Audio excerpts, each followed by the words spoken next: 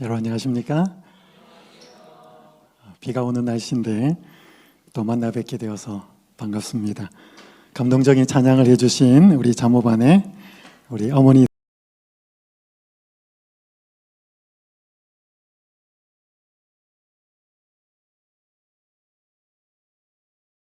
들에게 감사를 드립니다.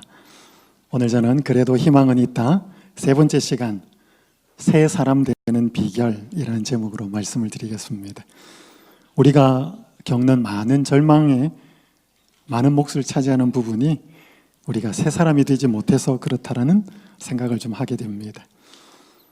여러분 한번 생각할 것을 좀 드리겠습니다. 사람이 변한다? 사람 안 변한다? 여러분은 어느 쪽에 표를 두시겠습니까? 안 변한다.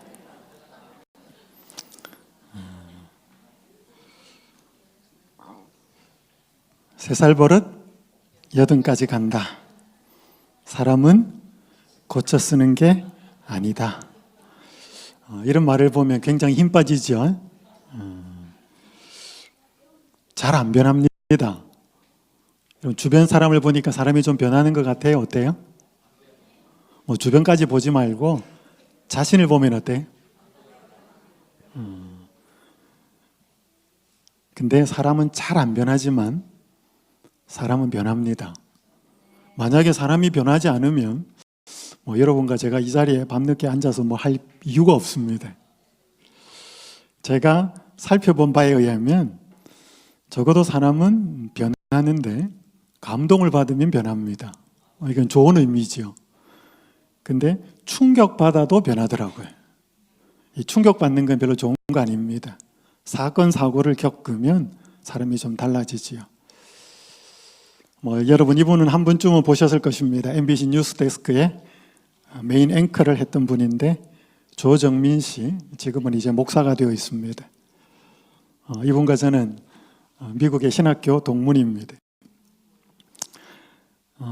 제가 둘째 날 좀 말씀을 드렸는데 여러분 하나님이 선악과 나무를 통해서 사람의 자기 결정권을 존중하신다고 말씀을 드렸습니다. 자기 선택권을 존중하는 것이라고 말씀을 드렸습니다. 여러분 그게 사랑이라고 말씀을 드렸습니다. 여러분 그렇게 자기 존중, 자기 선택권을, 자기 결정권을 주면 사람이 잘 선택할까요? 그럴 수도 있고 잘 못할 수도 있죠. 여러분 자녀나 여러분 배우자에게 스스로 선택할 수 있는 권한을 예의 있게 주면 잘 선택하면 좋지만 그렇지 못할 때가 있습니다.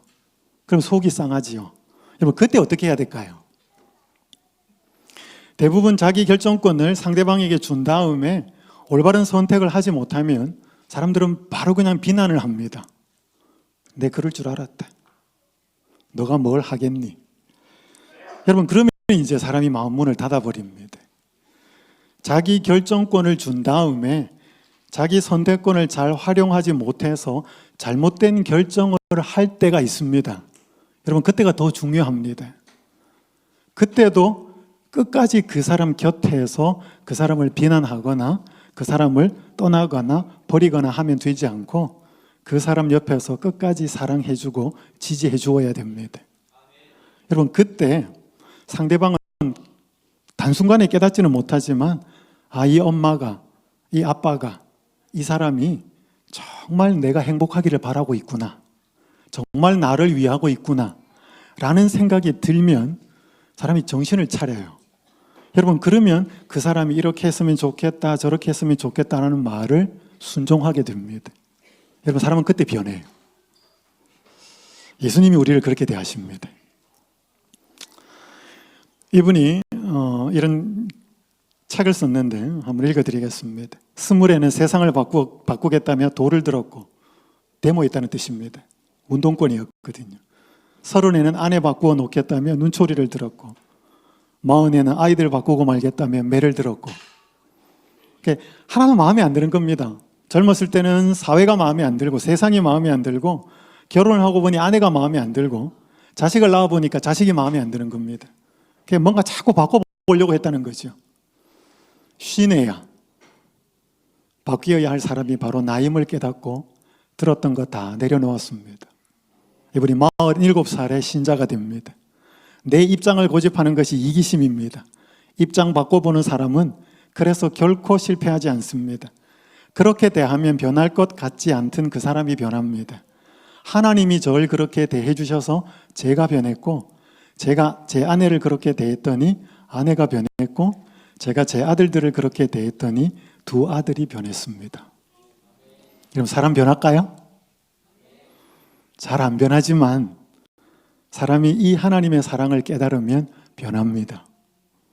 여러분, 사람이 사람의 사랑을 깨달아도 변해요. 엄마의 사랑을 깨달아도, 아빠의 사랑을 깨달아도, 아내와 남편의 사랑을 깨달아도 변합니다. 하나님의 사랑을 깨달으면 더 아름답게 변하지요. 오늘 저는 요한복음에 있는 말씀을 좀 살펴봅니다. 요한복음 3장 1절에서 5절 말씀 제가 좀 읽겠습니다.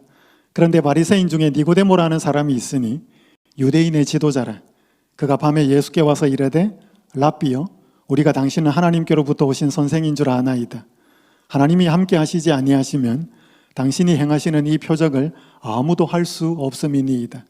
예수께서 대답하여 이르시되 진실로 진실로 내게 이르노니, 우리 빨간 부분만 함께 읽겠습니다. 사람이 거듭나지 아니하면 하나님의 나라를 볼 수 없느니라. 니고데모가 이르되 사람이 늙으면 어떻게 날 수 있사옵나이까? 두 번째 모태에 들어갔다가 날 수 있사옵나이까? 예수께서 대답하시되 진실로 진실로 내게 이르노니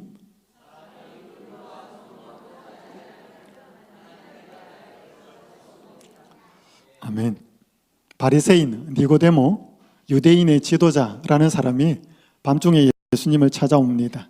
예수님은 거두절미하고 단도직입적으로 사람이 다시 태어나지 않으면, 거듭나지 않으면, 다시 태어나지 않으면, 원어적인 의미는 위로부터 나지 않으면 하나님 나라를 볼 수 없고 들어갈 수 없다.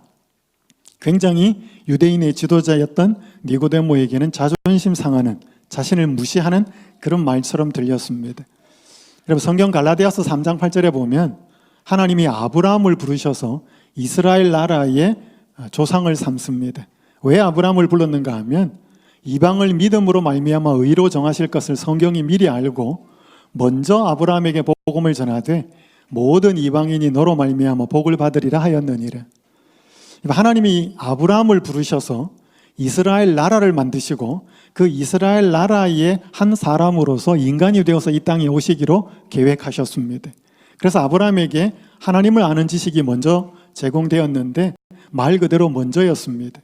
나머지는 이방인들이 뒤에 복음을 듣게 되어 있었습니다. 그래서 이런 말이 있습니다. 한번 파란 글자 한번 읽어보실까요? 하나님의 구원에 차별은 없지만 순서는 있다. 하나님의 구원에 뭐는 없다고요? 차별은 없습니다. 여러분, 차별받는 거 싫어하시죠? 차별받는 거 좋아하는 사람 없습니다. 전 아들이 둘인데 어릴 때 아들한테 5살 터울인데 용돈을 이렇게 주면 형을 좀 더 많이 주고 동생을 적게 줬습니다. 그럼 동생이 똑같이 달라고, 차별하지 말라고 막 그렇게 항의를 하고 있습니다. 그럼 제가 둘째한테 형은 학년이 높고 쓸 일이 많고 그렇다. 그래서 너도 고학년이 되면 더 주겠다. 그러면 자기도 지금 쓸 일이 많다는 것입니다. 여러분, 차별받는 거 좋아하는 사람 없어요. 근데 마치 하나님의 구원에도 차별이 있는 것처럼 보입니다. 하나님의 구원에는 차별은 없지만 순서는 있습니다. 그 순서는 첫 번째가 누구예요? 이스라엘이었습니다. 이스라엘을 통하여서 후에 이방인들이 믿음으로 구원을 받게 될 것이었습니다. 근데 이제 유대인들은 착각하지요. 그래서 유대인 탈무드에 이런 말이 있습니다. 하나님 앞에서 단 한 명의 이스라엘 사람이 지금까지 존재한 모든 사람과 앞으로 존재할 모든 사람보다 더 귀하다. 이게 맞는 말일까요? 착각일까요? 착각이었습니다. 지금 하마스 또 이스라엘이 팔레스타인에서 전쟁을 합니다. 여러분, 아마 이 이스라엘 사람들의 생각 속에는 이런 생각들이 들어와 있어요. 그래서 우리는 하나님의 백성이다. 우리는 하나님의 선택받은 사람이다. 너네들은 이방인들이다. 착각이었습니다. 여러분, 이런 생각이 유대인들의 생각이기 때문에 니고데모는 이스라엘 사람이었고 유대인의 지도자였기 때문에 당연히 하나님의 나라에는 자기는 들어갈 수 있을 거라 생각했는데 뭔가 자기는 합당하지 않다라고 하는 예수님의 말씀을 듣게 됩니다. 자신의 상태를 잘 몰랐지요. 제가 세상에 이런 일이라고 하는 프로를 한번 본 적이 있습니다. 재밌는 사연이 소개가 되었는데요.